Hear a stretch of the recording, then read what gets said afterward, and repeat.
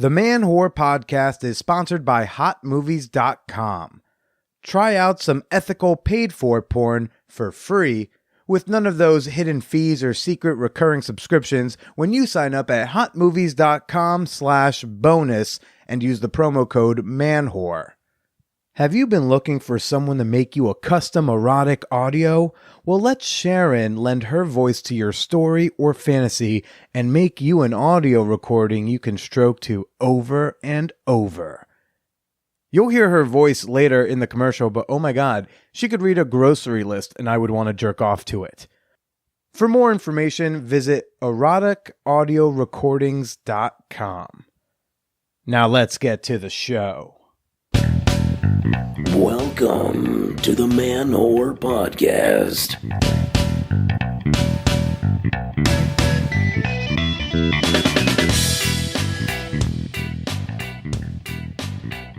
All right, what's going on, all you adjective noun things I didn't come up with? This is Billy Procida, and you're listening to the Man Whore Podcast.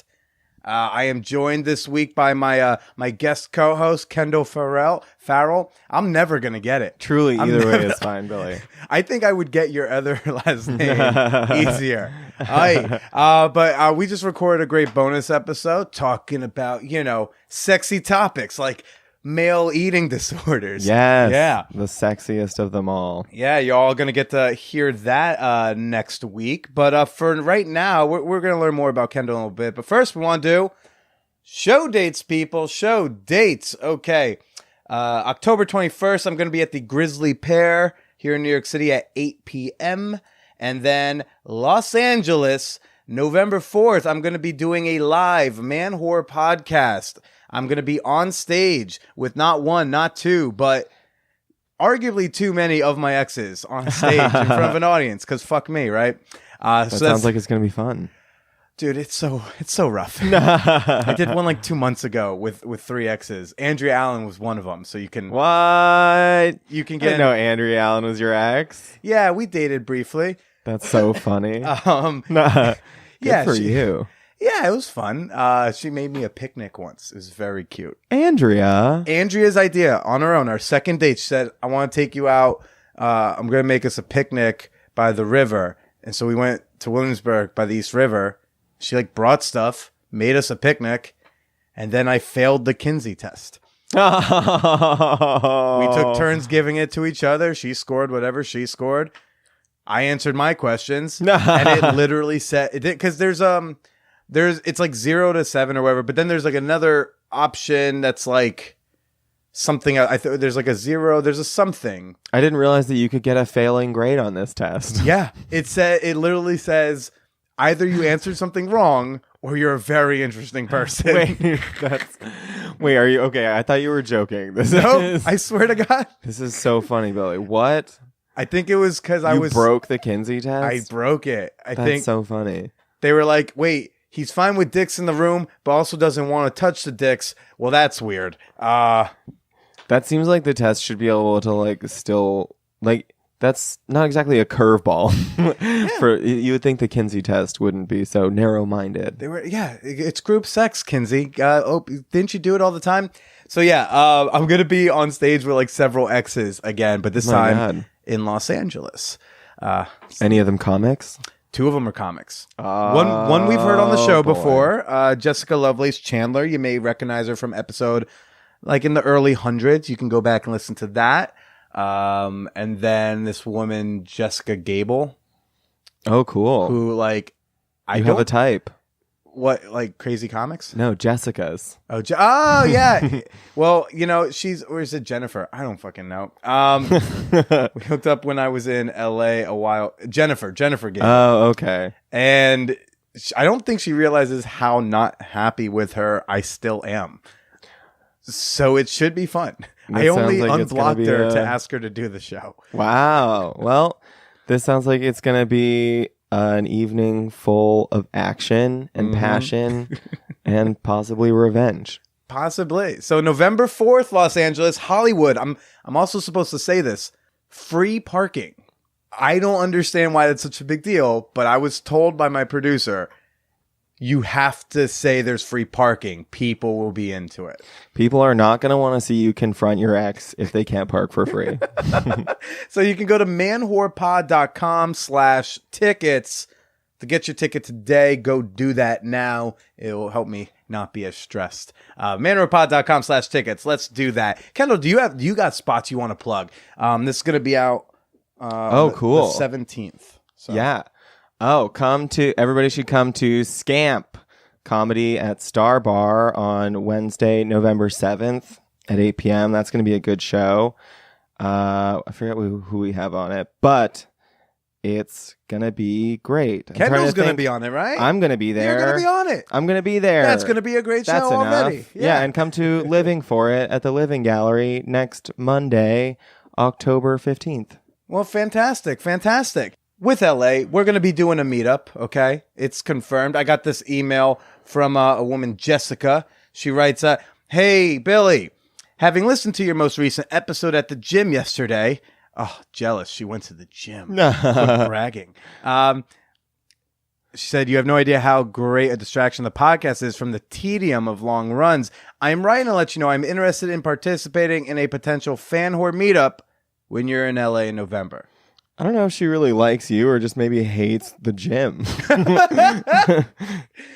In which case, like, there are so many other shows one could listen to. That's true. But I'm glad you listened to mine. So we will be doing a meetup. And if you are interested, shoot me an email at manwhorepod@gmail.com. All right. Let me know you're down. I'm going to put something together. We'll have a good time. Wait, what's this chick's name? Jessica. Oh, I see. Yep. We're continuing the thing. Oh, boy. We all know how that's probably going to end then. She also said that she also invited me for a run. So maybe we'll do like a fan whore running thing. I don't know. Shoot me an email. You guys are going to break up and she's going to be on the podcast in 2 years. It's kind of how it goes. People go like, so are you just like hooking up with people to like, get more guests for the show? I'm like, no. But like if we hook up, if we make out in 2 years, I will probably call you. It's kind of how this works. Yeah. I mean, showbiz. I mean, my guest from last week is someone like I dated earlier this year. So who knows? Now I feel so excited I didn't even have to make out with you and I still get to be here. Yeah. You didn't have to go through that monstrosity of an experience. Yeah. You didn't have to make out with a dude who just has like random big ass sex toys just sitting casually in the bedroom. Oh, that's cute. I've never seen one like that before. Yeah, it's like if it just vibrates like a motherfucker. We'll just I'm trying to think of like how to describe this to people who are listening. It's a giant pink dildo. I wouldn't say giant. I would approximate it at maybe like 9 inches. No, that's like 6 inches. That's like you just got to measure from the base, Billy. I measure from the base. That is 9 inches. I'm just like, maybe I've just been lied to a lot. I think that's more what it is. I'm looking at that like that's like 9 inches. That's what everyone tells me 9 inches looks like. Yeah, no, because that's basically my size, and I am not 9 inches. Okay, so you've been lied to. But sir. It's like attached to like a weird, like it looks like something you would like dry your dishes on, sort of. Do you see that? Like it looks like sort of like something you would like put underneath a strainer.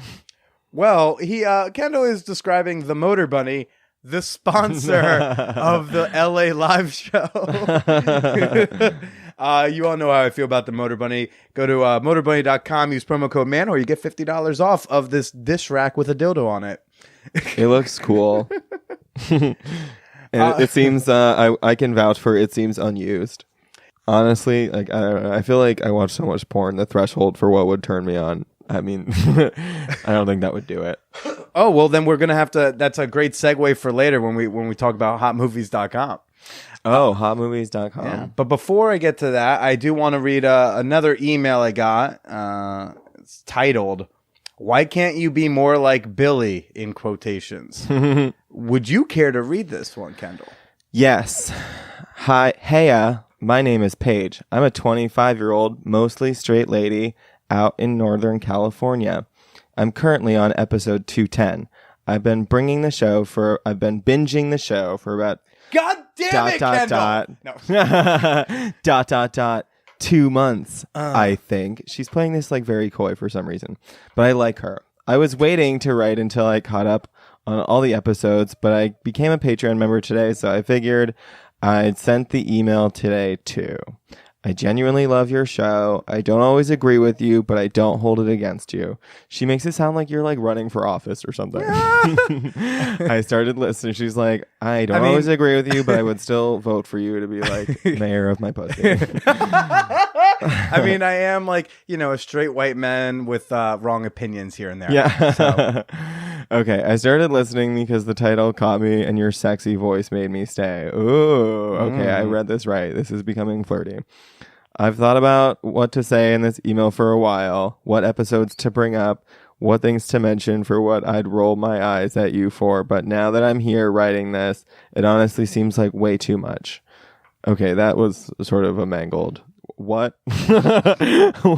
Okay, what episodes to bring up, what things to mention for what I'd rolled my eyes at you. Okay, so she's like, obviously has some whole, like, she's like me, like, I do this in my head when I see like a hot guy on the train. I'm like, oh man, if he would just like lean over to me at a bar and be like, hey, do you come here often? And I'd be like, what, do you say that to everyone?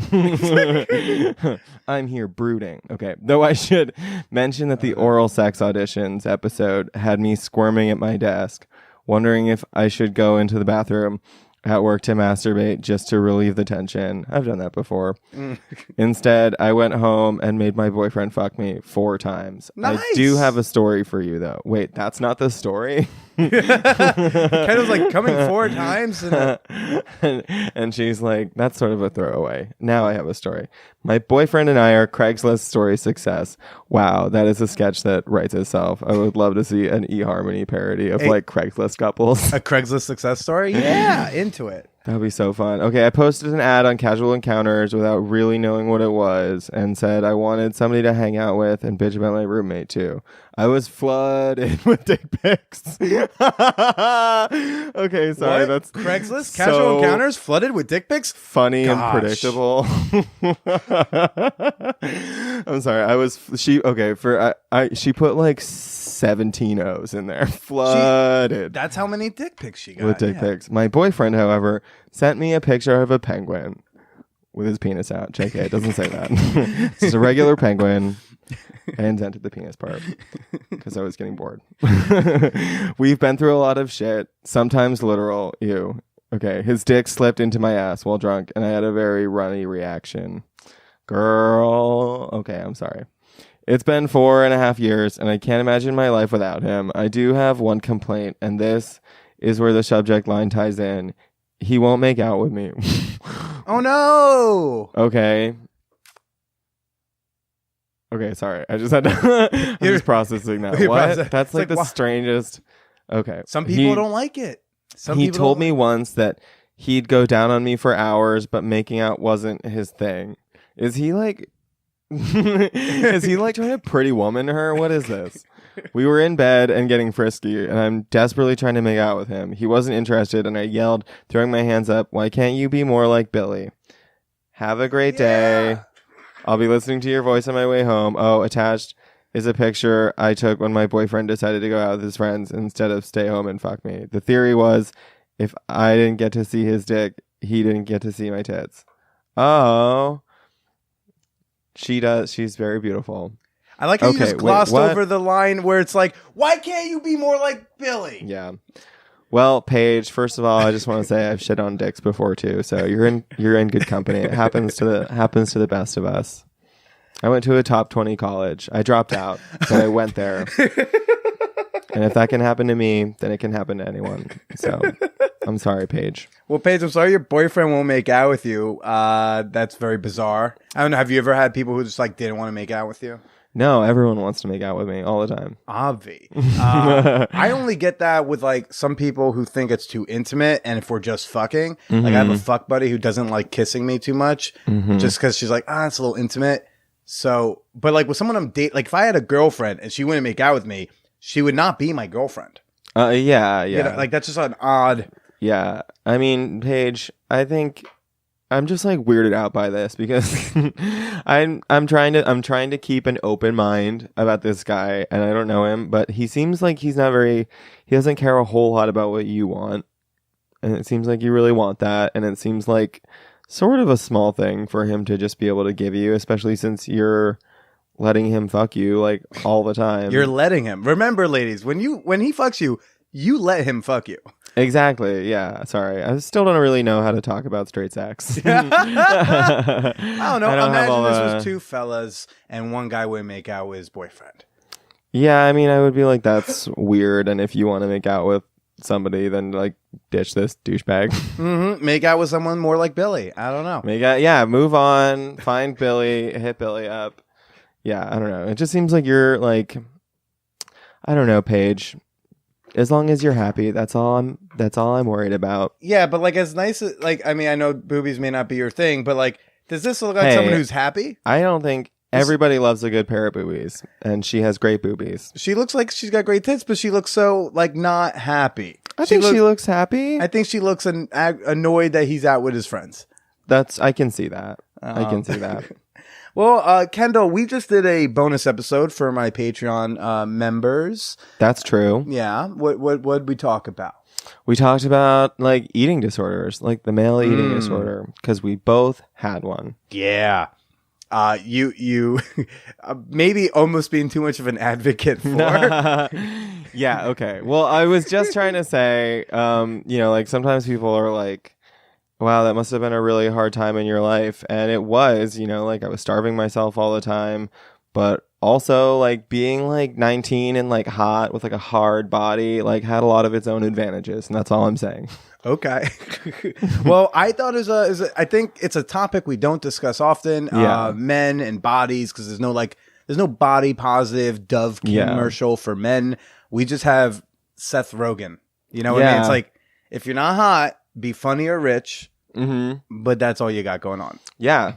I only started to get funny as my body started to decline, honestly. So A correlation. Oh no. I know, yeah, I know. But yeah, it was a hard time in my life, but there were some privileges that came along with it. Obviously, like that's why you do it.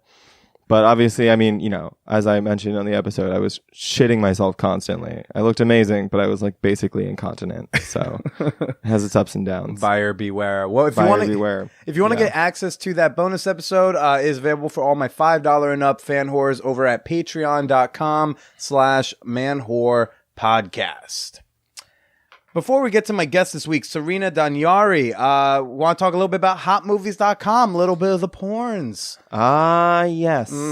I've heard about these porns. Oh, you've heard of them, yes. I've heard whispers of the winds. Whispers in the winds. Yes. People are on the internet. Tell me about this Having hotmovies.com. sex. Yeah. Gosh. Well, hotmovies.com is a pay per minute porn site, which I think is a future in the porn paying model for people to ethically pay for some of their porn. Is you buy like a bundle of minutes, and then let's say you're watching an hour long porno, you only get 4 minutes in. I'm not judging you. I'm just saying you got 4 minutes in, it takes 4 minutes out of your time bank. So if you bought like 300 minutes for $30, now you got 296 left. And it just does it in that way. And then that money that you buy, like for if you watch it, money trickles down to the studios and the performers. So then at least, people are getting paid for this stuff. Porn is the actual industry that trickle-down economics was meant to describe.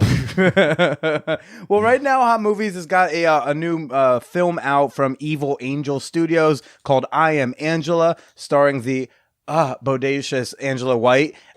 Is a pseudo-documentary and includes her first scene with a trans performer. I'm told it's worth watching. The blurb that I'm given is, I Am Angela, which is like a very lofty porn title. Like, I am Angela, hear me fuck. I don't know. I Am Angela is a vivid, honest, and humanizing portrait of a woman whose personal and sexual journey challenges assumptions about the adult industry and the performers within it. But you're not too much into the straight sexes, I'm assuming. No, You do not watch the straight porn. I haven't since I was like a teenager, really. And whenever I revisit it, it all seems like really scary and violent. Oh gosh, is now I do not watch as much gay porn. Notice I said not zero gay porn, but I have not watched as much gay porn. Oh as my you. God, Billy, you have to tell me what gay porn you've watched. Where did you find it?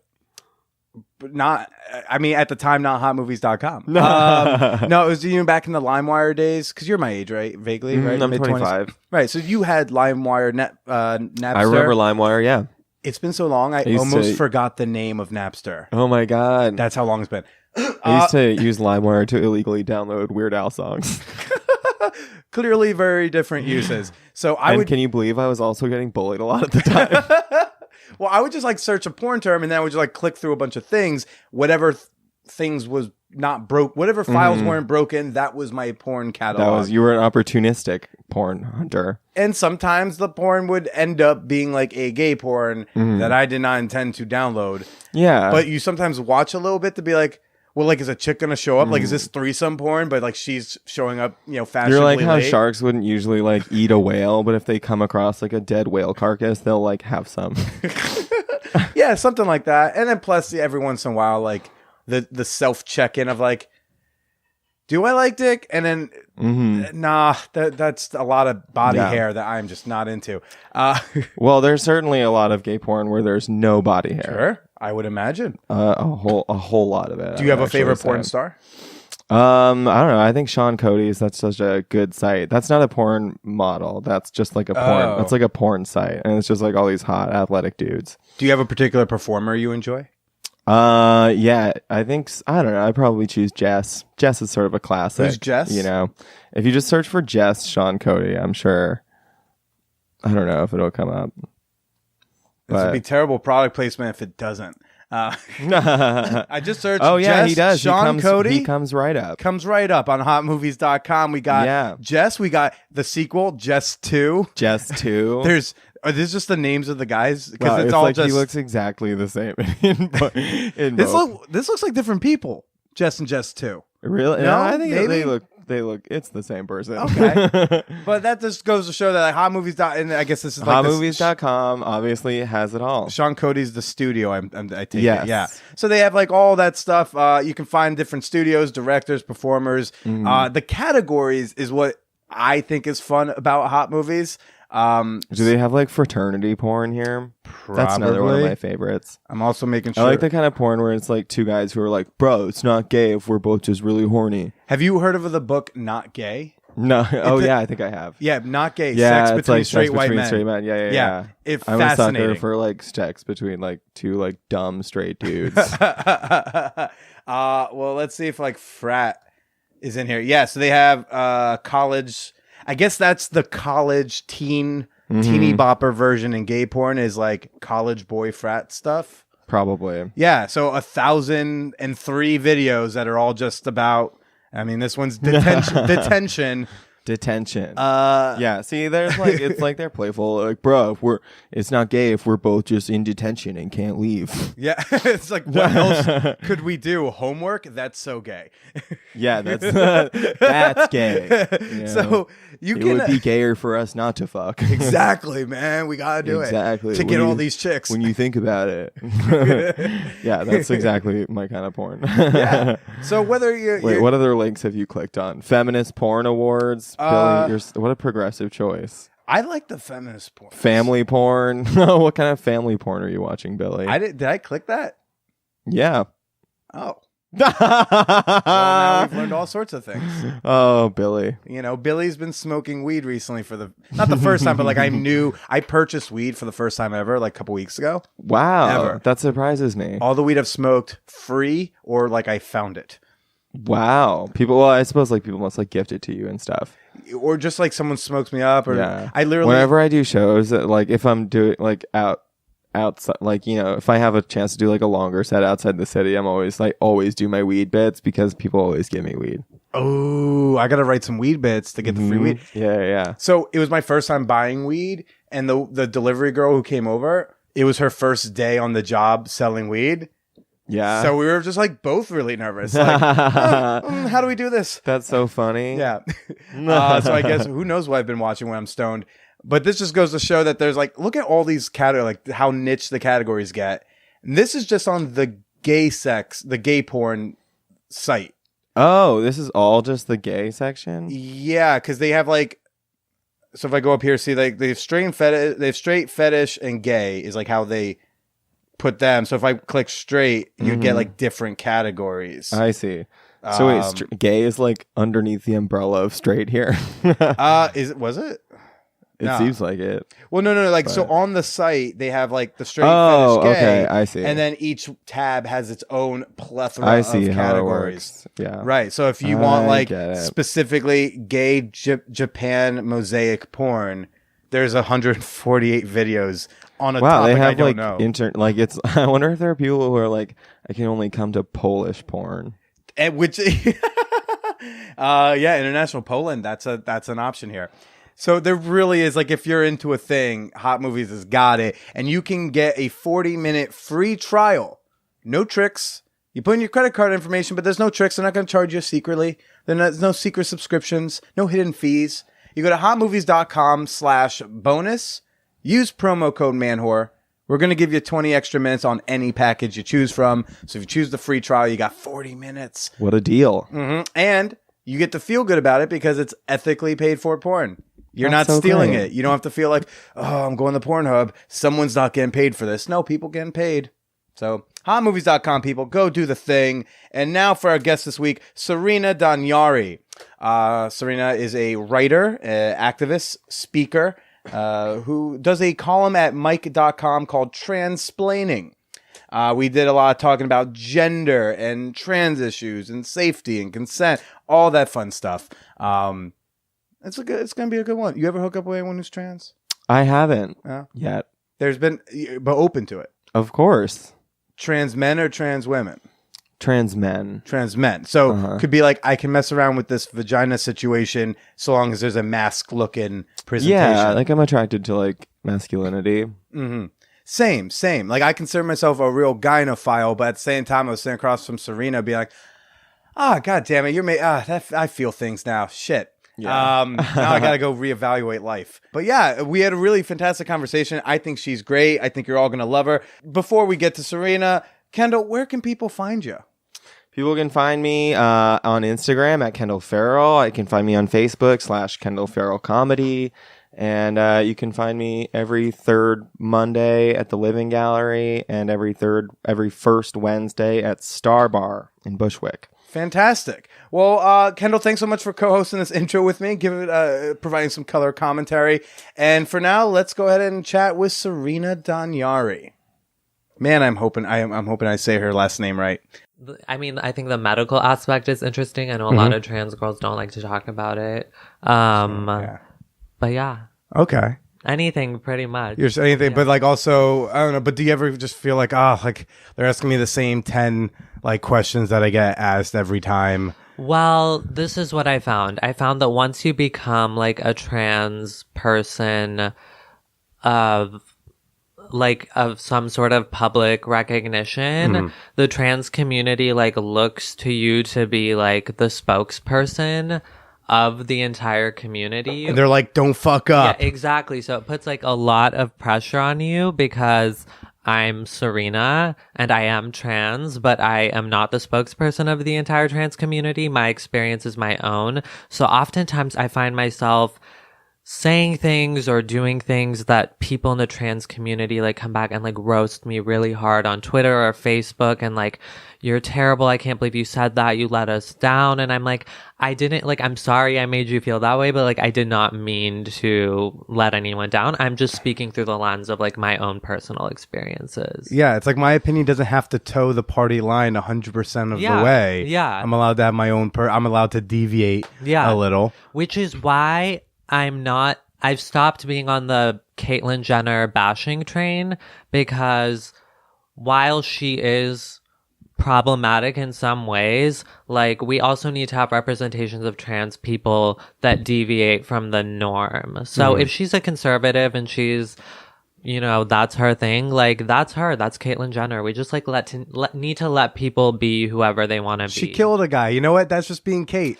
Let's talk about that. Like, yeah, okay, she voted for Trump, but she also like killed a guy. So like maybe that should be people's problems with her. Yeah, that was like early. I think that was earlier on in like the announcement where like she still had like a lot of that like straight male privilege, where it's like, yeah, you can still kill a guy. It's fine. Yeah. No, I mean, she got away with it, so I'm sure her male privilege had something to do with that. Yeah, well, I mean, like I feel like there's a lot of I've been noticing that there's like pressures. like so last night, like I was at this like film screening about like this sex worker Nellie Arcane, I don't know how to say it. Went to go support like a thing, and at the end, like there was a Q&A, and there's a lot of talks about how this is like a flawed representation of like a real person who was a sex worker, who had her own issues with like eating disorders and drug addiction and plastic surgery, and it eventually hanged herself. Yeah. So there are a lot of talks like, oh, this, it gave this representation and cool, but also it's like, yeah, but will people see this and think that's what sex workers are? Yeah. And it's like, but that was her. So like, what you want? Like, Yeah. sometimes, yeah, there are also bad.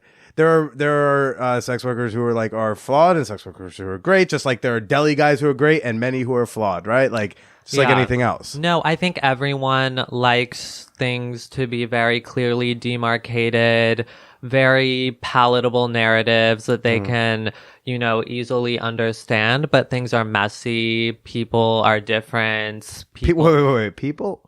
Are they different? Yeah, they're different. Holy shit. Believe it or not. So Yeah. no one is going to be the perfect role model, the perfect spokesperson. Also, we need to give room for people to like make mistakes and not this whole like canceled culture is like really, I'm just not about it. And I used to be like a staunch social justice-y. I mean, when I first like started transitioning, I just felt like I need to like call people out when they misgender someone or when they do this, that, and the other thing. But like, if you call people out and like try to make them feel really bad about it, you're actually just alienating them from the cause. So I found it's much better to do like a call in type of thing. Like, okay, you made a mistake. You're not a bad person. Let's maybe talk about like the right ways to do this instead of just being like, she's canceled, he's canceled, next. Like, it's just not, it's not sustainable. Well, you haven't been canceled yet.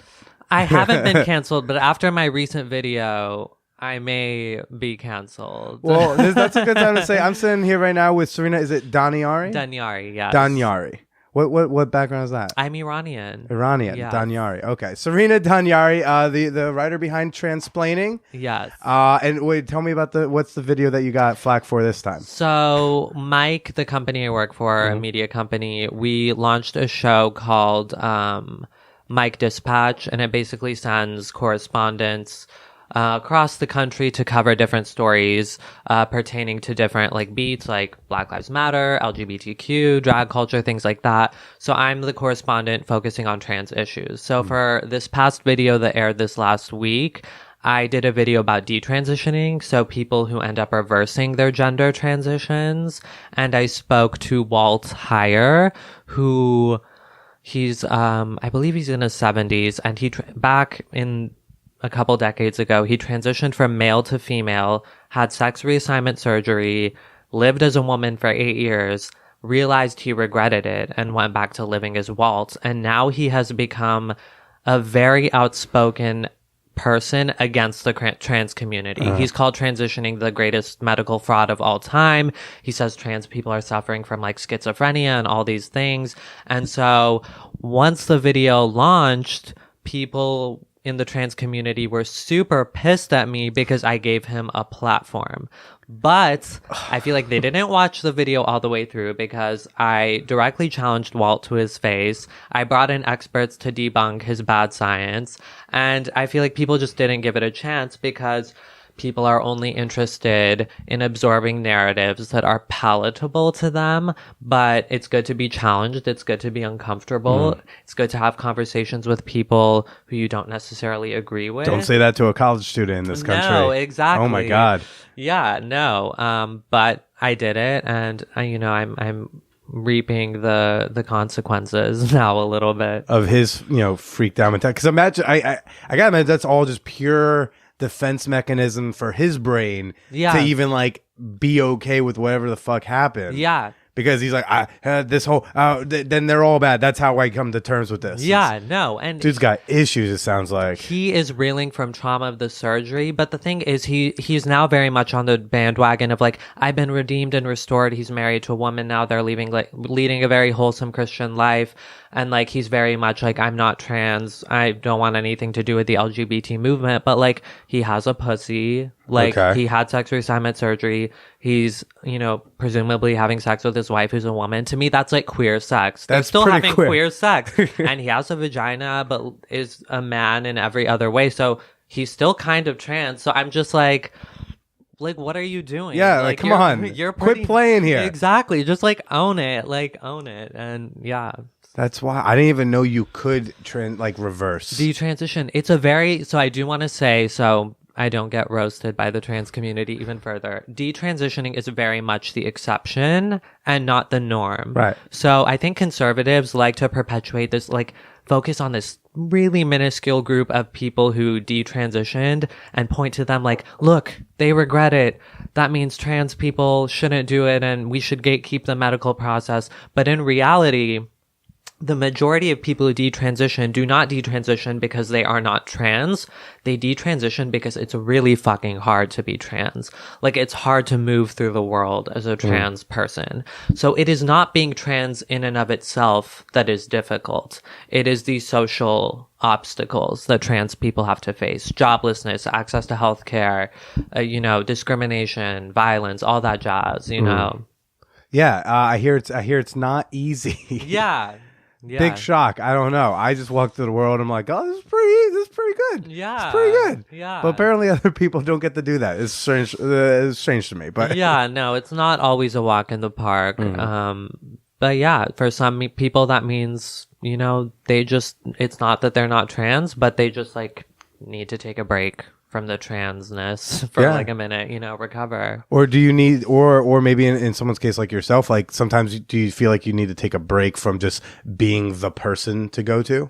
Yeah, I mean, which is hard because you put yourself in a position, literally, not just as a public trans person, but you I started an advice column, so now you're the person that you tell them, no, come, send your emails, except on Fridays, I need a day off. Yeah, no, I mean, I take vacations, I go to the spa, I get my nails done. I get so many emails and Google alerts and tweets and things like that. Sometimes I literally just mute all my apps because I can't, it stresses me out. Yeah. And I've actually been getting a lot of flack from trans men too, because trans men feel like I'm not representing their stories because my work tends to focus on the experiences of trans feminine individuals. But I feel like I'm not the right person to speak for trans men. We should have trans men doing that. But I have tried more and more to include trans masculine narratives and genderqueer narratives. I'm trying to broaden it out as much as I can. Right, yeah. I was watching the first episode of or some of the videos from your Walking While Trans. Yeah. And so you had a variety in there. You had some people who use they them and all that jazz. Yeah. We had Derek Dujour, who is amazing, a non-binary stylist who uses they, them pronouns, who's a part of the project. And yeah, I thought that was a really important, we need more, because a lot of they, them people don't know. Can we call them they them people? Probably not. Gender non-conforming. I don't care. Are you checking me right now? No, I don't mind. No, I'm checking for my own so I know what I can do. And No. The correct terminology is non-binary, genderqueer, gender non-conforming. Sure. But a lot of them use they, them pronouns. Sure. Some of them use Z or Z, other the gyms. pronouns. There's a lot of fun ones floating around. I read on a Vice article recently that a parent is raising a child as without gender, and using the pronoun hen, and I was like, okay, that's interesting. Fine. That's how I go. I sigh. I'm like, fine, whatever. Okay, just okay, fine. No, if that's what you want. For me, it's I can't proclaim to understand. I'm very much living as a trans woman on the binary. If anything, I'm very much on the feminine scale. My presentation is pretty feminine. So I don't get what it means to be non-binary or gender neutral. But just because I don't personally understand something doesn't mean I can't respect it. Right. So I have so much love and respect for non-binary people and genderqueer people who are really widely misunderstood, in my opinion. Well, so do you? And I told you, I told you through emails, I don't have 10. Here are the please, be the trans person talking about. But do you mind to explain to people, because you talk about we fear things we don't understand. Yeah, and I think a lot of people are starting to understand. At least my people, understand transgender. I think that's the thing that's fairly understood. But can you explain what's genderqueer, what's non-binary? Yeah. What are these terms that we're hearing? Yeah. What do they mean? Yeah, so historically, ever since, I mean, when we're born, like, what's the first question? Or like when someone is pregnant, what's the first question people ask? Is it a boy or a girl? Blue or pink? So this Is idea... it a Corvette? I don't know. No, but this idea of gender is like so fundamental, like from birth. Like we are taught that like gender is like super duper rigid. So we grow up like feeling like, for a lot of people, I don't really fit in these categories, or at least not very neatly. And I think for a lot of genderqueer, gender nonconforming people, they really are in a place where they're just like, male doesn't feel quite right, female doesn't feel quite right.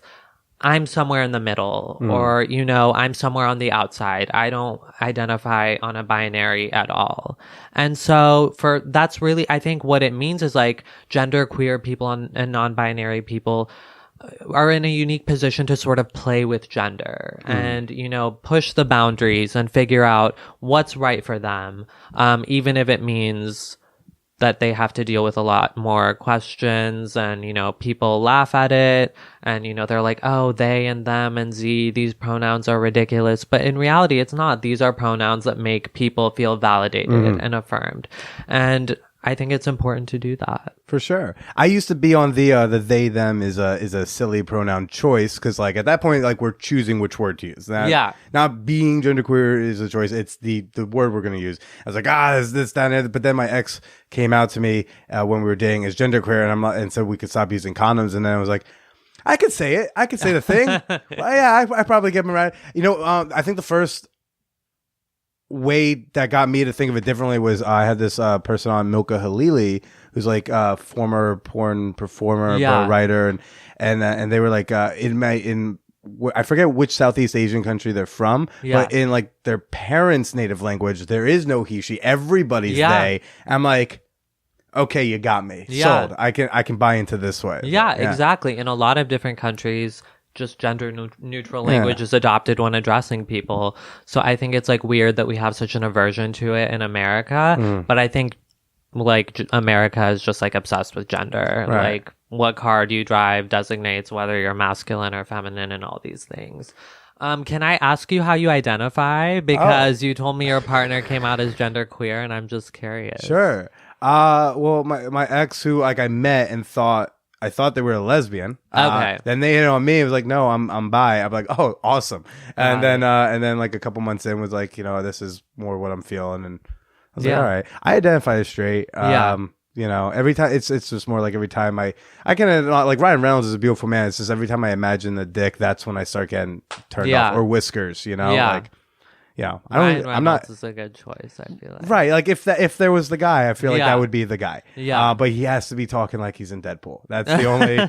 He needs to have the writing staff on hand. Yeah. That's my thing. But gender has been more the thing on my mind. Yeah, because I've never felt like So, this is going what weird. I talked about this on an open mic once. Okay.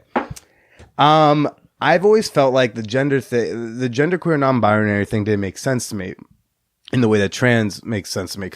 And please correct my dumb face if I'm wrong. I'm wrong often.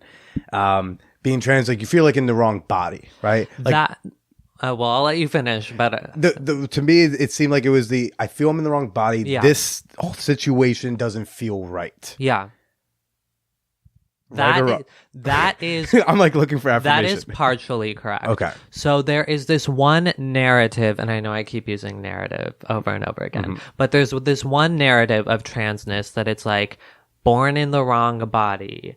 Like I was always a girl on the inside, but I had a male body and I played with Barbies, and when I grew up I changed genders. And that's one narrative of transness that is very digestible to cisgender people, because it's like, oh, this poor trans person, didn't have a choice, they felt this way. But for a lot of trans people, that narrative is not necessarily true. Like I lived as a gay guy for many years and I wasn't like tortured by it.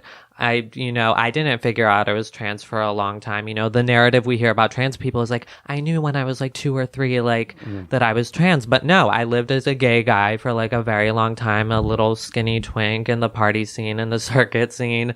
And I had a lot of fun like that. So my journey was not linear in that sense. I had to take a bunch of detours and finally figured out, oh, I actually want to be a woman. I've always been feminine, but it was never like, oh, I was born in the wrong body.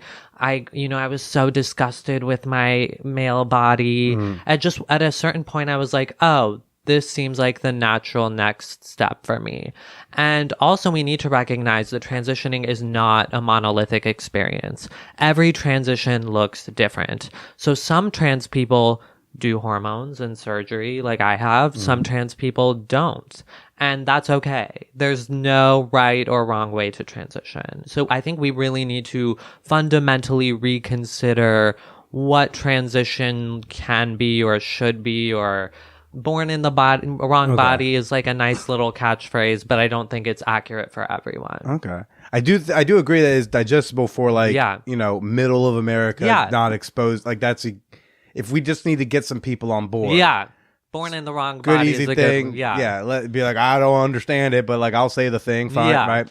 But then with like gender queerness, non-binary, non-conforming, like that didn't make sense. So I've asked some people and they'll be like, well, I don't always feel like a boy and like a girl. I'll be like, well, do you feel like you're happy with the part situation? Be like, oh yeah, like this I want. Like if I want to strap something on, I can strap it on, but this is what I want. But then they're like, but like, I'm not your typical girl, but I'm also not your typical boy. And I'm like, but if we're trying to get rid of the gender norms, period, then isn't the concept of gender just not needed? Because if there is, like, I am not a man. I used to webcam. Yeah. And I had a client once who he was like, look, dude, I don't want you to jerk off. I don't need you to get that naked. I just want you to sit around and be a gross dude, I just want you to scratch your balls, burp, pick your nose. Hey, I just scratch your ass. I just want you to be a man. Oh and I'm like, I know like most of the words to a lot of the songs in Wicked. Not a man, not your guy, right? Like if you want manliness, I'm not him. I love football. I will spend all Sunday eating gross food and burping and farting and watching football. Yeah. But like I will also really enjoy wearing my menagerie, or like I will be in this room just twirling around and singing to fucking a Rent Lady Gaga mashup. Yeah. Oh my God. I'm such a Rent fan. Right. So it's just like, I don't feel like I'm in those categories, but I'm also happy with this whole penis situation. Yeah. It seems a lot easier chemically. Yeah. Jesus, you ladies with your vaginas, it's like a petri dish. So it's just like you breathe on it wrong and it's down for the count for a week. Right? Yeah. So, and then recently at Cancun, actually, I went with a partner of mine, Kenzie, and they had theme nights every night, right? Yeah. So there's a reason to dress up to go dancing before we all take our clothes back off. One night was lingerie and lipstick. And so I own this thing called Menagerie. Is it like men's lingerie? Let me just make sure it's not like right here. Oh, I'll show you. Yeah, it's like men's lingerie. Oh my God. Right? It's like this, like, now I have the high-waisted because that's my body type. Does it like tuck everything inside of you? Not really. It's all just kind of laying flat against this material, this groinal material, but the rest is this like floral lace print. So it's like a boxer brief basically that goes up. And so it's like men's lingerie, but it's called menagerie because of course, if dudes are gonna wear panties, we gotta be fucking men about it. Exactly. Yeah. But like I remember the first time I put them on, I ran my like hand up my thigh and like onto my ass, and I was like, I feel hot. Like this is sexy. Yeah. And so at the resort, I was like, I'm gonna fuck with them because they wanted the men's dress code. It's a very heteronormative resort. There's some things we can deal with, but I like them overall. They were like, well, the men are going to wear shorts and suspenders or something like that, and the women, you wear your lingerie and lipstick. And I said, fuck that. I told Kenzie, I was like, let's fuck with these old people. Yeah. Because they're all older than us. We're in our 20s, and everyone there was like late 30s to mid 50s. So I was like, I'm going to fuck with it. I'm going to wear the menagerie. You put some lipstick on me, but I'm also going to wear like a fitted hat. It says thank you for being a slut on it. Yeah. And some eyeliner and so I go out there and like now the women loved it. They were like, oh my God, hot. The guys look confused. Yeah. Because they're like, are we Is that allowed? Are we allowed to? Are we allowed to be pretty? And so in this, like I don't feel like manly. I feel I've been told I give off feminine energy a lot. Does that mean I'm trans? I'm pretty sure not that, but I don't feel like I said I don't feel like a man, but I also don't feel like I need to like use a different pronoun to feel validated. I feel like what I would rather more is that men are allowed to be whatever the fuck they want to be. Women can, play football, hashtag like a girl. Yeah. And let's stop this whole men do this, women do this thing. Yeah, no, I think the point you raised is spot on, which is that like gender is kind of just stupid. Like some old men back in the day decided certain things were for women and certain things were for men. And we as a society need to continually challenge those ideas. If you want to dress up in lingerie and wear lipstick and that makes you feel good, it doesn't necessarily mean you're trans, but you should be you should be able to do whatever you want to do. Right. And it doesn't make you less of a man. I mean, I know men who dress up and don't identify as trans. Sure. But I think the fact that like you were able to go out in this heteronormative resort and make men uncomfortable, it challenges them. It makes them like, second guess their own ideas of what a man should be or what a woman should be. And I think we need to continue to fuck with gender and play with gender and make people uncomfortable and take up space. You know what I'm saying? Like as trans people, we're so often taught to make ourselves smaller and unnoticeable and fly under the radar because we don't want to make anyone uncomfortable. But no, like, fuck that. Like, we should be, outspokenly trans. We should make people uncomfortable. We should take up space. It's the time for that. Yeah. Well, then I want to go one step further. I just want to burn gender to the ground. Yeah. So that I can go back to like enjoying my musicals alone in my room. And that's just what Billy does because men don't do anything in particular except pee standing up. Like that's just men can do that, I guess. And men can some women can do that too. Exactly. Right. Oh, right. True. Right. Sorry. I apologize. So yeah, like, I don't know and so it's all been, I've been all fucked up for the last 2 weeks because I texted Kenzie last night. I was like, there's a woman living inside me. And she's like, what? I'm like, we'll talk later. Unleash her, honey. No, bring her out. No, I think a lot of men probably have some what are considered to be feminine tendencies. Right. They just don't display them openly or publicly because stigma and shame, blah, blah, blah. You know what I'm talking about. Right. Yeah. Toxic masculinity hurts dudes too. Yeah. There's this comedian, Bill Burr, has a funny bit, like, and he's one of those older dudes who, like, far from politically correct, doesn't get all the things, but you can tell he has, like, his heart's in the right place, but just doesn't understand stuff. Yeah. So at one point, like, he's describing toxic masculinity, but he's not saying those words because he doesn't use those words. Yeah. But he's like, like, why does this guy do this thing? It's like, yeah, it's because when he was 7, he couldn't like hug a puppy or, think a baby's cute. And then it just gets mashed down until it just fucking explodes. Yeah. No, people love to pathologize anything that's different from the norm and try to find reasons. Why did this happen? Why is this person that way? No, it's just ridiculous. You ever go on like a date with a dude and just be like, you have a lot you need to just let out? Like, I feel... Yes, men are. I hope I don't offend your male audience, but men are very repressed. I find myself just like wanting men to like open up, just like tell me who you are. Like I don't care about what car you drive and what your penthouse apartment and all, just like be interesting. Like that, like superficial things, like, yeah, they're nice. I like to be spoiled and have nice things, but like, I also just like want, like, be interesting, like have a unique perspective. Like you can't just rest on the laurels of your penthouse and your Maserati. Like, you know what I'm saying? Which app are you on that everyone's got a Rhea, Maserati? Honey, Rhea. Oh, you're on the Rhea? I need to get on that shit. I need to find me a nice rich lady. I'm looking for a new sugar mama. Yeah, no, it's a good way to go. Yeah. Well, have you sugared? So define sugar.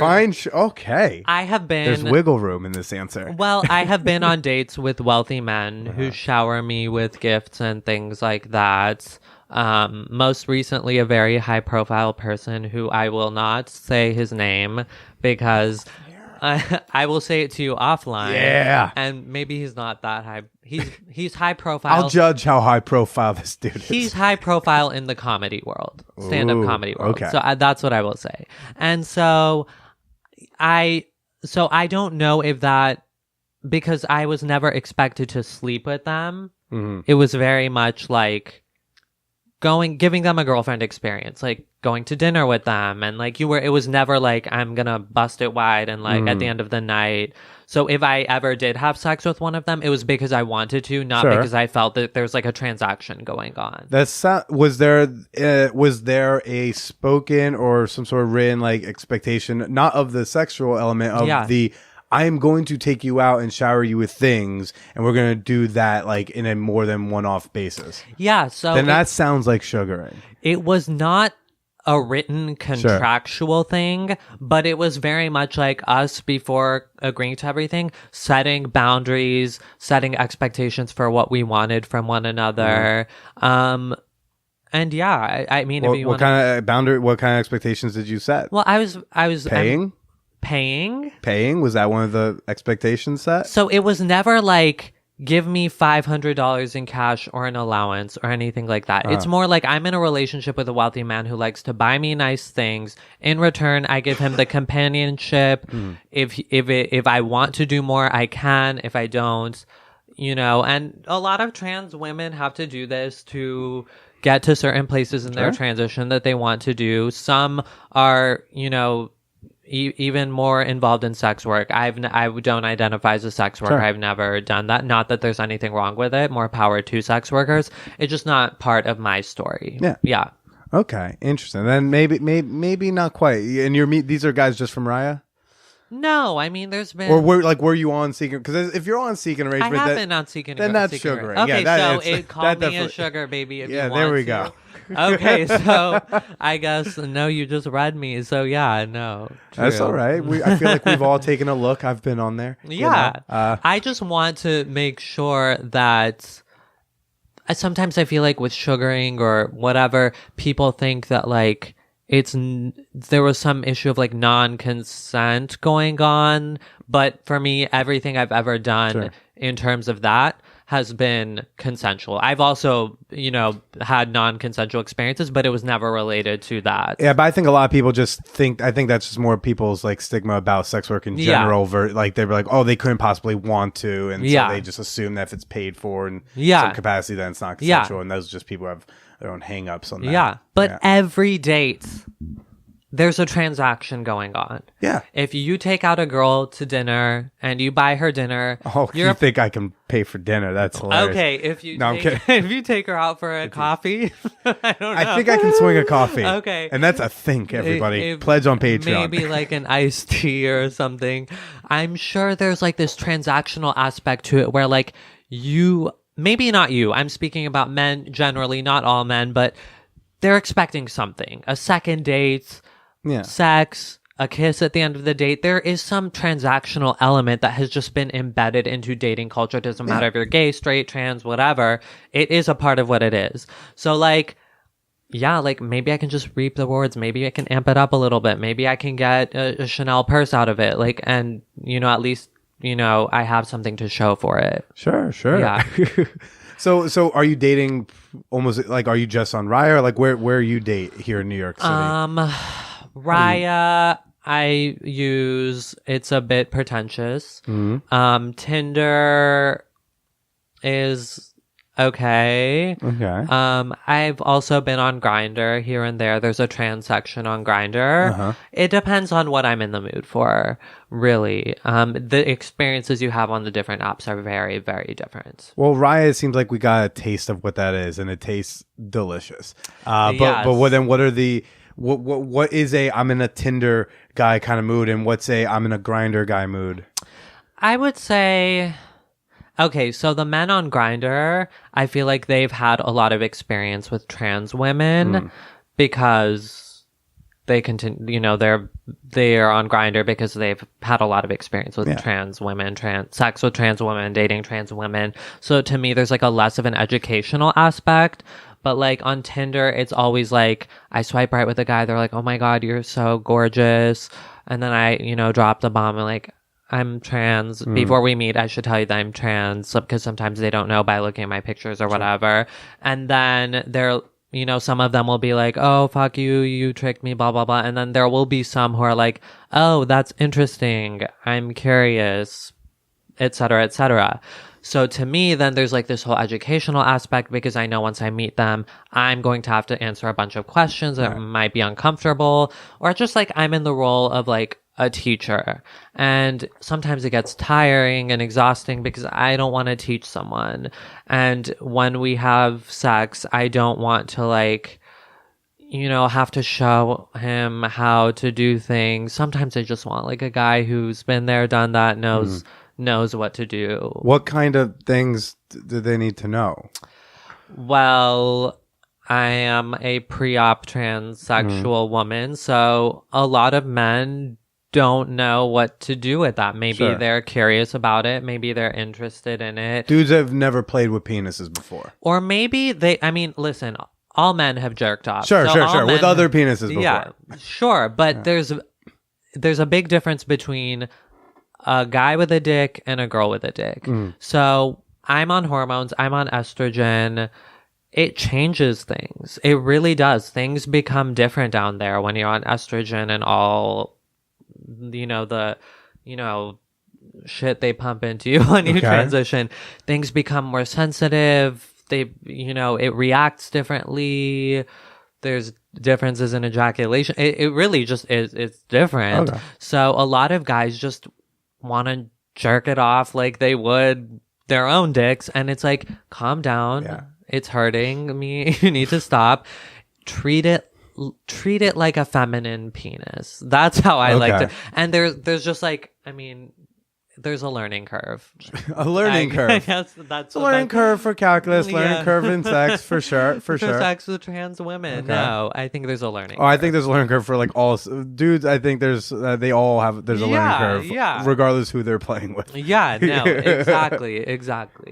Okay, interesting. And he said like it's like you have to like do that fucking emotional labor of just explaining shit to people, and like it's on a very different scale, but like I get that from the non-monogamy aspect, where they're like, oh well, I'm curious, and then you have to answer 20 questions about ethical non-monogamy or polyamory or whatever, and then it's like, can we just do the date? When do we do the date part where I get to ask you about your dumb sister? When do I get to ask what's your major? Yeah, no, people if they're challenged with something they haven't faced before, they just have it's like 20 questions. Yeah. And by the time you get to number 19, you're like, okay, fuck this. I don't even want to like hang out with you anymore.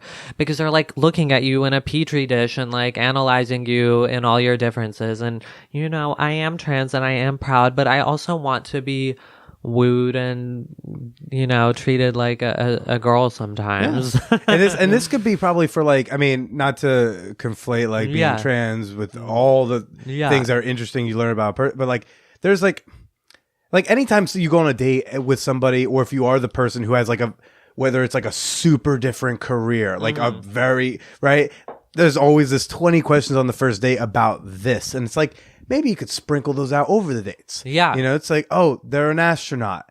Great. Yeah. You probably have 20 questions about being an astronaut. But maybe like one or two questions here, one or two questions on that date. Because they already get that when they're being interviewed or meet people on the train and other dates. Yeah. And you can be the considerate one. You could be that first person who finally goes like, oh, you're a sex worker. I'm not going to pound you with 20 sex worker questions on our first date. I'm going to ask you a couple now. I'm going to ask you a couple next week, and you learn about that way. Yeah. And that way you're not like overwhelmed. Then the person you're on that date with doesn't feel like almost like a sideshow of like, No, and I have to say the biggest turn on for me when I'm talking to someone on an app or whatever is like once I tell them I'm trans and they're like, okay, cool, that's nice. What do you do for work? So it's like they're just like, okay, whatever. Like, and oh my God, thank you, Lord, because they're not like going there immediately. Like, listen, questions about my body and my genitalia and my surgeries. If we're in a relationship or we're dating, they're gonna come up. Yeah. I will answer your questions. Like, we're gonna get intimate. You're gonna get to know those parts of me.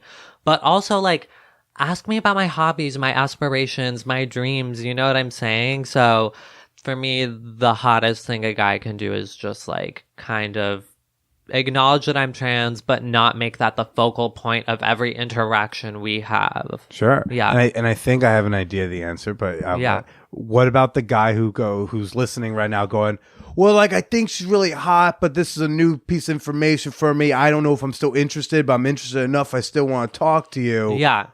What does he do? So I have, And this is the guy who in his head is pretty much thinking, this is the guy who identified as straight. I'm going to paint the Yeah. picture of him. His name's Jim. He Yeah. wears jeans every day, no Okay. matter what the temperature is. Oh, no. And but the main thing is like, he's thinking, very attractive. Does she have a penis? And how do I feel about that? Yeah. And that's in the head. I have an idea of what his answer is, but what does he do? So this is a complicated answer. So it is kind of a turnoff for me when a guy doesn't know what they want. So if a guy is just kind of like, I'm curious about you, but I don't know. I'm just like, you're really hesitant, and that's not appealing to me. Like, it's really hot when a guy knows what he wants and he wants to go after it. But there is a caveat to that. I also am a I reasonable. love your gesticulating, by the way. I'm sorry. No. They're great. I'm saying it's very I- the Italian in me very much appreciates It's it. a Persian thing too. Yeah, no. There is a caveat in the sense that like I understand the trans thing is new for most guys. So I have to be understanding, and men are going to be hesitant. Men are going to have second doubts.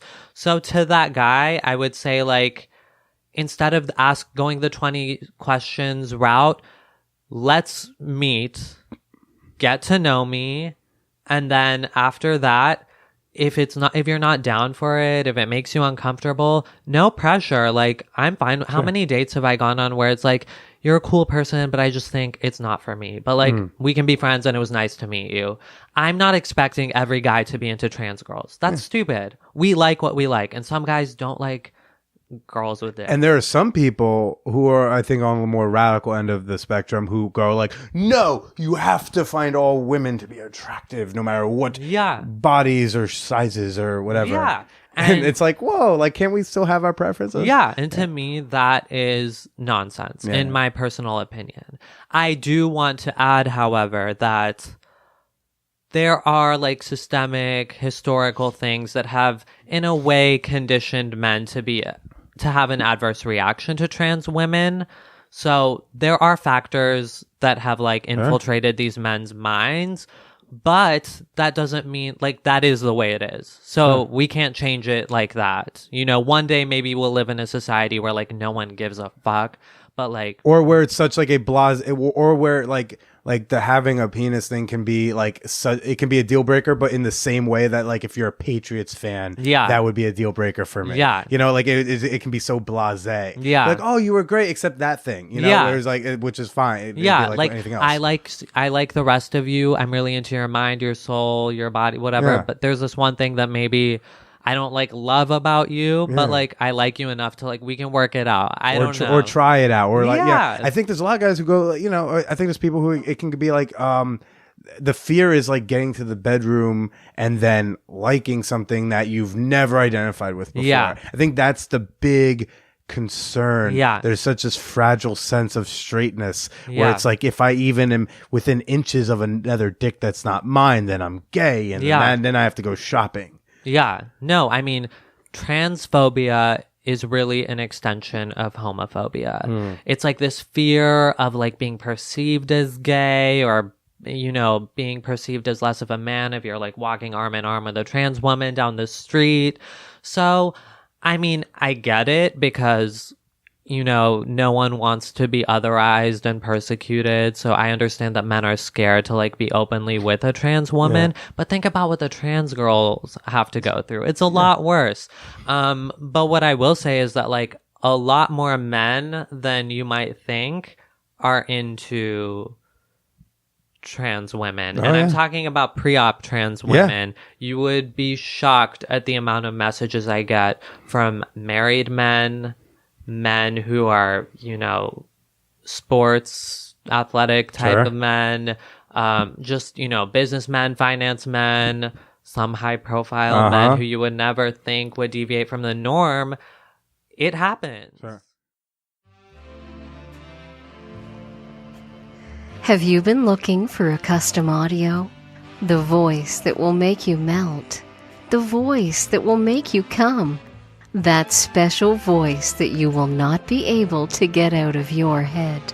You have found such a voice. No job is too small. From a short voicemail greeting to a story hours long. I can do them all quickly and professionally. You provide the stories, I provide the voice. Your ears will thank you, and so will your cock. Let's make an audio of your naughty fantasy for you to stroke to. Contact me, Sharon Summers, at eroticaudiorecordings.com. Well, this part has nothing to do with being trans, but Yeah. like this high profile person, right? Yes. Like, what's the dating? Like, what's it like to date someone high profile? Like, not, and look, we're both a couple people verified on Twitter. No big deal, right? Yeah, But like, we have the blue check. yeah, we got that. But like, there's difference between that and being this like, right? yeah. What the fuck is that like? So when I say he's high profile, I mean like he has the blue check and also like close to 1 million. Like a Twitter he has like a followers. Netflix special. Probably. I'm not going to comment further. Sure. No. But the idea is just like when you're dating someone high profile and Yeah. someone who's on Raya like yourself, it's like, what's that like? Do you ask the 20 questions? Like, I assume you've been on dates with people who we would call famous. Yes. And do you ask 20 questions? Do you do that to them on a first date? I actually don't, Okay. because I feel like for a celebrity or high profile person, it would be a turn off to them for me to like fangirl. So I'm not going to be like, oh my God, I love this set you did. It's so cool. Can I get your autograph? Like I'm treating them as a regular person, just as they're treating me like a regular person. And this person is super respectful, super not a creep or a weirdo at all. No bad blood with the person that I'm talking about. So it was all good, and we're still friendly and all that. Sure. But yeah, what it's like to be with a high profile person on a date. People were stopping him on the street everywhere we would go, like, oh my God, love you, this, that, the other thing. People shouting weird catchphrases that maybe you weren't aware of, and you're like, why do you say like "go fuck a chipmunk" to you? Why do you say that? Yeah. Oh, that's like a joke I did in 2 specials ago. So Yeah. No, exactly. So I was like, I feel so like out of my element here because it's a different experience. I mean, but it was kind of fun. I'm not gonna lie. Okay, that's interesting. Yeah, never high profile myself. Would love to though. Yeah, The closer I get, try it. The closer I get to is like rich women.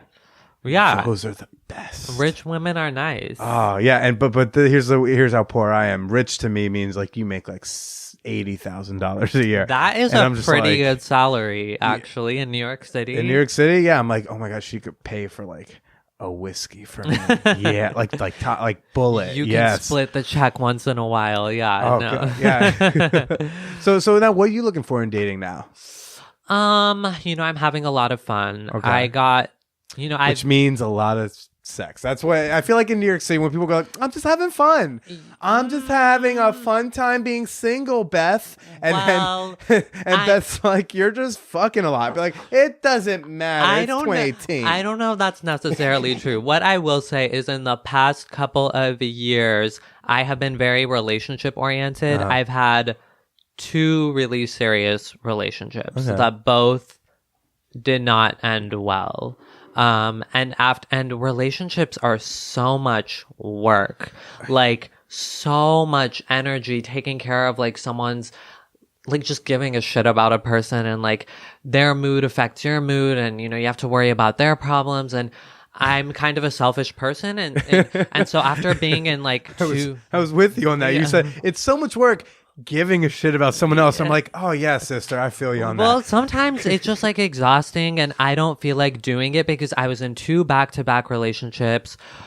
One of them was with an alcoholic who was in and out of sobriety, and just like very, a great person, but like I couldn't deal with it because he could not commit to his sobriety, and he was like a really not nice person when he was drinking. And so it left me with a lot of trauma and weirdness. And I was just like, I need to be single for a while. I really need to focus on myself. And you'd be surprised once you cut the dead weight out of your life, how much like your career advances, how much more productive you become. And that's where I'm at. I'm at a point where like I have, I'm at 25 years old. I'm a correspondent on a weekly, premium show. I have my own column. Like there are things that have happened because I now have the time to like work towards those goals. And those things would not have happened if I'm worrying about whether my boyfriend is making his AA meetings or if he's drinking again or,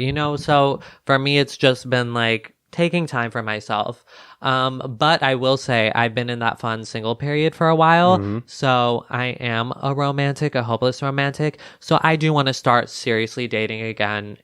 Maybe not like this second or in the next week, but like at some point, in the foreseeable future. Transitioning out of the fun zone and back into I get that. Like I'll go through waves where like my Bumble bio will like either be my more explicit bio, which pretty much says mostly looking to go down on pretty people and eat pizza.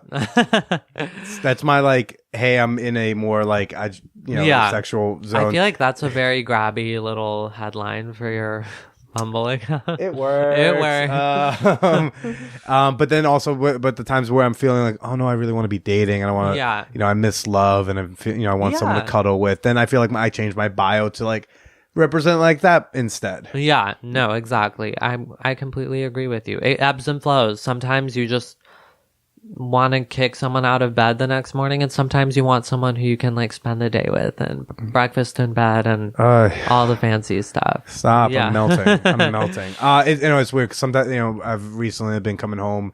And on some nights, I'll just like randomly just feel like, because like I had an ex who used to like she didn't live with me, but she was like here, like had a key type of, situation. So like I would miss, sometimes I just like miss coming home to someone. Yeah. Like I want to skip ahead to the nesting portion where there's someone home who loves me to greet me. Yeah. Absolutely. I like that. Yeah. I like that part of it all. It's nice. But then there's also the other part where you're like fighting and throwing things at each other. Or trying to jump out of a car moving 40 miles an hour. No big deal. That was my Jason Statham moment. I don't know if I can top that.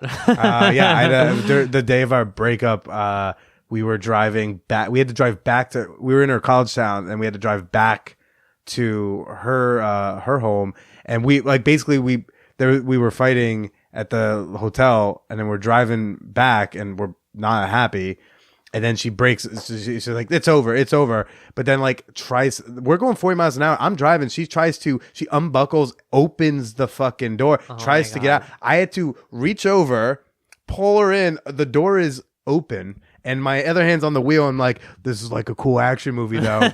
It could turn out really, really badly. Really bad. I totally like saved your life, kind of. No one got injured. No one got injured. No, because like I kept her in. I kept her in the car. Yeah. And then was like, no, you're not jumping out of the car. Yeah. I mean, I can pull over, but not the moving kind. That's, yeah. So sometimes a relationship is the snuggles and warmth, and sometimes it's trying to jump out of a car. Yeah. There's no in between. But the career's been going well now that you've had the focus, and you got the column Transplaining. Yeah, it's a weekly column that. So you mentioned my Walking Wild Trans project earlier, and it was a really big project. It was a series of 4 videos that explored what it's like, the stares that people get when you're trans and, navigating through the world as a trans person. And after that project launched, I just got like an outpouring of messages and emails from trans people asking me for advice. And even... Well, I'll get to that maybe after this. But yeah, so I was like, I have all these questions. Like, I need to do something about them. So I went to my executive news director and I was like, we need a trans advice column. Trans people are looking for advice just like anyone else is. And I am not the spokesperson for the trans community, but I can share my insights through the lens of my personal experience as a trans person. And it's blowing up. It's trending on Twitter like every other week. you found it somehow. So Yeah? I'm really proud of it. I think it's kind of groundbreaking, not to brag. As she literally flipped her hair. My weave, yeah, no. I think it's a cool thing, and I think we need more trans people speaking our truth to power. We don't need any more cis people telling our stories for us. We just need. I'm sorry. I thought I heard you say Scarlett Johansson. I'm sorry. Yeah. Is that Scarlett? Did I hear yes. wrong? My favorite person in the. Yeah, no, I heard she's playing Nelson Mandela. And you know she'll be like, I will reluctantly give up the role, but I had no idea that this wasn't okay. Yeah, no. Nelson's just a really interesting character to Yeah. explore. She is just ready. She needs to stop. I think I did talk about canceled culture and how we need to end it, but like we might have to make an exception for Scarlett Johansson. We might need to cancel her. I think we might just have to keep her as Black Widow, and Yeah. that's all you get to Yeah, do. yeah. Until you're 60. I want to see 60-year-old Black Widow Scarlett stuck in a role. Yeah. Oh, I can't believe I'm doing this shit. Yeah. Yeah. But there was another story I want to get to about Walking Wild Trans. Yeah. So it caught the attention of a gentleman you may know, Ben Shapiro. Why do I know that name? You don't know Ben Shapiro? Okay, No, I know that he name. Why is do I know like- that name? Comedian? No. No, like right wing. Oh, I don't. Oh, not someone I know personally. Okay. The right wing like commentator who is like he like basically traffics in hate, and he is like he has a huge following. Like Okay. he's like on the Tommy Lahren, Tucker Carlson, That like bandwagon, that okay. wavelength. And he saw the video and he made like a scathing response, like this person, referring to me, is suffering from a mental disorder. This person, he is not a woman. He's just pretending to be a woman. Blah blah blah blah blah blah blah. And I was just like, I made a response back to him, and I basically debunked everything he said, because I don't know, I feel like some of these people have just never met a trans person. Yeah. And like you would not be saying half the shit you're saying if you actually like met a trans person. So I think it's important for people to meet trans people. Yeah. So and where do they meet? I mean, I feel like if you're in Topeka, are you supposed to start searching? I mean, Yes. that's the thing. It's Go on Instagram, go through the trans hashtags and coordinate. a follow meeting. you. Yeah, follow me. me. My Instagram is the Serena Jasmine with a Z. So if anyone wants to meet me, no, I'm just kidding. Yeah, careful but when yeah. you do that. Yeah. I mean, look, I take pictures with porn stars, and I will get dudes asking me for their contact Oh info. my god! Well, I'm happy So to meet. careful when anyone. you go like, "Oh, I'll meet you." I'll meet you in a public place with security. No, I'm just kidding. But yeah, I think there's power in meeting people who you previously do not have any type of interaction with. I mean, what about you? When did you first meet a trans person? A trans person who I knew was trans, right? Or just like, yeah, when did you because like start I may have met some, Yeah, who knows of when I course, met, of right? course, yeah. That's the thing. It's like with anything, whether it's queer people, any sort of queer Yeah. person or Republican, like you've probably met one, you just had no idea. Yeah, yeah. But probably. I mean, I went to NYU. Yeah, So like me I probably too. I don't. Oh, where did you graduate? I was at Steinhardt for MCC. Media Oh, me Culture. too. Oh my god! Did high you have Ben five. Kafka? Ben Kafka. That sounds super familiar. What class Bi- did he teach? He taught a lot. He taught a lot of Was he different the stuff. big but seminar one? He taught some of those and a lot, but he had like big Jufro-y Oh, black yeah, hair. I did. I took 5 classes with him. That He dude was is great, fantastic. So I probably at NYU, but I think I consciously met someone probably like not until after college, because Yeah. I think I was meeting gay and Yeah. various levels of queer people in college. Yeah. And I would see trans people because I was here in New York City. Yeah. I don't think I like met a trans person until. I mean, my first experience, the earliest one I can, I know I've met someone more previous, but the earliest one I can remember is being in a subway stairwell and my dick was in her mouth. Okay. That's the earliest one I remember. That's how you get to know a trans person. Just I'm really a hands-on kind Yeah. of guy. So wait, you are open to dating, or not dating, but you've hooked up with trans girls. Well, before. so I've had some experience with trans people. That one I did not know she was trans. Okay. Until after. It actually was a story I used to tell in a more, and this is like in a more shit. You know what the first trans person? Yeah. was basically I answered a Craigslist ad for a bukkake, as one does. Yeah, and of course. yeah, it was like the guy was the boyfriend or whatever was arranging things, and then it turned out to just be me and him. Yeah. I guess all the other guys flaked, and so they wanted to do it in a subway stairwell, Okay. like at 2 a.m. This is on a so Tuesday. specific. Yeah, but it was very specific. They like Yeah. really set up an environment where we won't get caught. Yeah. One train stop, a one train, local in Brooklyn, at like 2 a.m. on a Tuesday. Yeah. Something like that. So I didn't know she was trans. Like I introduced myself. She didn't say anything. She just shook my hand. Yeah. And then we went down the stairs, and then she started to blow us. But then, so it was like a 2-tier stairwell. So there's stairs, platform, turns, another stairs. So basically, if we heard people coming down, we could like zip up and just like chill for a minute. Yeah. And that happened at one point during the blowjob. It was a great Yeah. blowjob. Yeah. Fantastic. Like Yeah. I got to the point in it where I was purposefully holding back because I'm like, well, I don't want to come yet, so I'm just gonna like let That's this keep. when you know it's good. Yeah, when I'm just like, I'm gonna let this continue until like I'm told I'm supposed to come. Yeah. Yeah, those are fun. And apparently frustrating for the other person. Yes. But we heard people coming downstairs, so I zipped up and I walked down the stairs, and they stayed up on the platform. When the people passed, I walked back up. But I was walking up, I had a different angle, and that's when I noticed like her Adam's apple. Yeah. And so I'm 22 at the time. Yeah. So I just walked straight out and I just left. And then I texted the boyfriend because that's the number I had. And I texted him like, just not cool. Yeah. And he said, my bad. But like for me, it was like, it wasn't like I was freaking out. Like I didn't leave angry. Yeah. My main thing was like, dude, like be happy it was me. Yeah. Because I'm just going to laugh about this. Yeah. I mean, I'm 22. So Yeah. I think like, oh, it's a switcheroo. Hilarious. Yeah.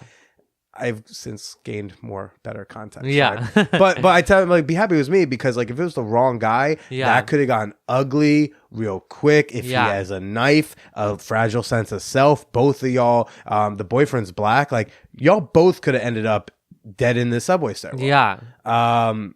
So that was just my word of advice, and that's something I wanted to ask you about later about the like Yeah. when like disclosing by default or not, and there's arguments people make on both sides of that, and that was my earliest one that I remember. Yeah. I've had a couple others. I had one where like I matched with someone answered a Reddit ad Yeah. from Random Acts of Blowjob. I don't know Yeah. if you're familiar. I'm not. Is it- I'm on Raya, remember? Oh right, I forgot you're a classy bitch.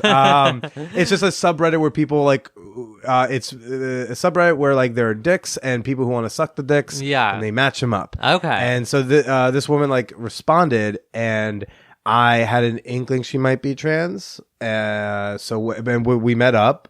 And then it kind of got confirmed when I was there. I could like just kind of tell, or Yeah. the voice register sometimes, Yeah. or whatever. And so, so we were talking, and then that came out, and then I was like, not usually my thing, but I was really horny at the time, Yeah. so I was just like, well, what if like we went back to your place and like because I used to do stroke shows for men, Yeah. right, like camming. yeah, I used to cam. I did a couple in-person ones, like going into someone's apartment, taking money and hoping I don't get murdered. Yeah.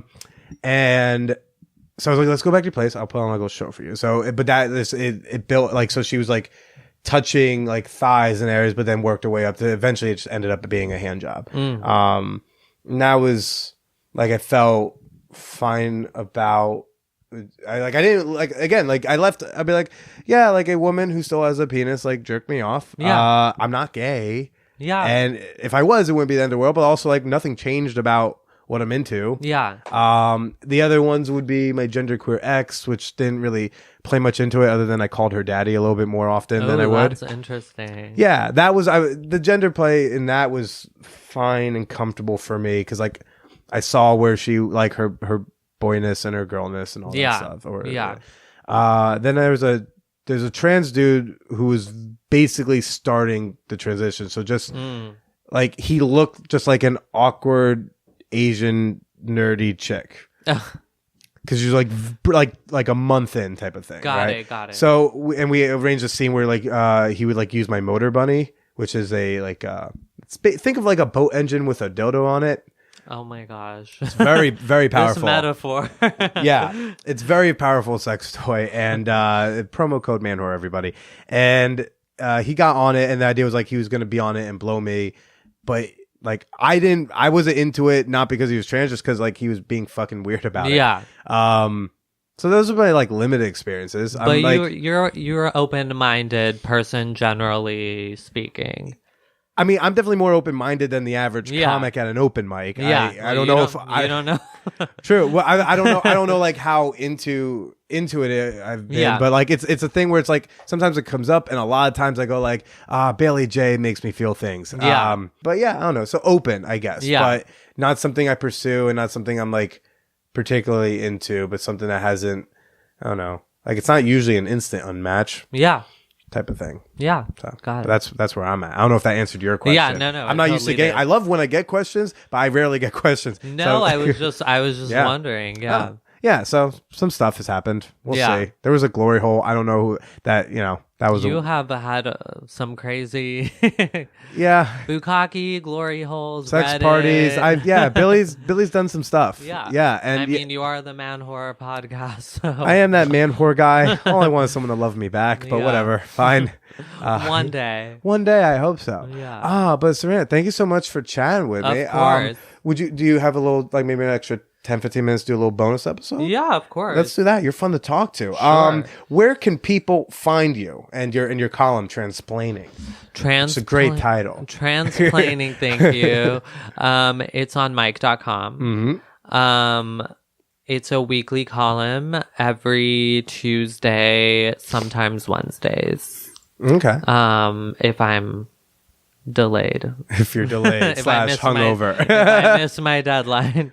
Yeah. And social media, where can people go follow you? Twitter, Serena Jasmine, Jasmine with a Z. Instagram, the Serena Jasmine, Jasmine with a Z. And then I'm on Facebook, LinkedIn. Yeah, guys, go connect on that Yeah. LinkedIn. If you want to professionally connect. Have you hooked up with anyone from LinkedIn? Because I've heard about Never. those stories, and those are bizarre. I literally have never done that. You know, the weirdest meetup through like an app that's not meant for dating is one of my friends, Adam Lucidi. He is engaged to a woman he met on Periscope. What? She was a fan of his Periscopes. She lived in Texas. He was here. Oh my god. Flew here to meet a stranger that she just would like watch on Periscope, and now they're engaged. Yeah. And it's fucking The adorable. power of social media.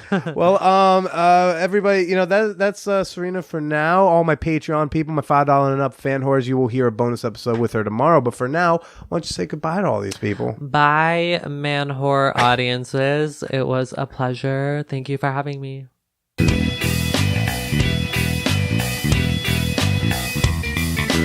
Wow, there's so many people to check out on the social media on this one.